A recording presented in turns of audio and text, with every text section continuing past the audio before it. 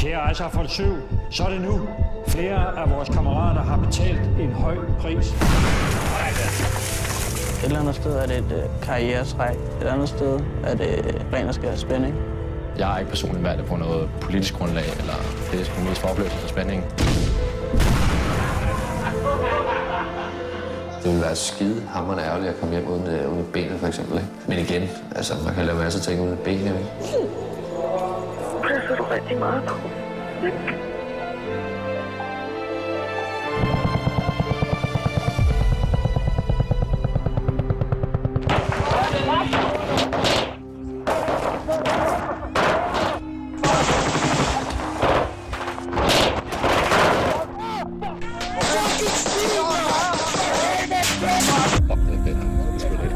Det er noget, vi sent glemmer det der i hvert fald. Fuck, det var fedt. Kom op, så lå det bare 4 stykker af rettet derovre.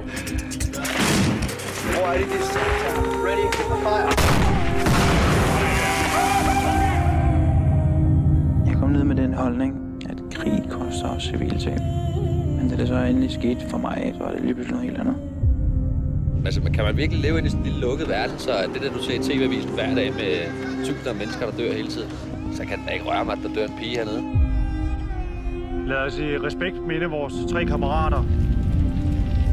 Øjensynligt er der nogen, der har ringet hjem og fortalt, at vi har likvideret sårede talibanere. Er der nogen, der mener, det er det, vi har gjort? Vi har pligt til at fortsætte ufortøvent, når nationen nu engang har udstukket den politiske linje, som den har.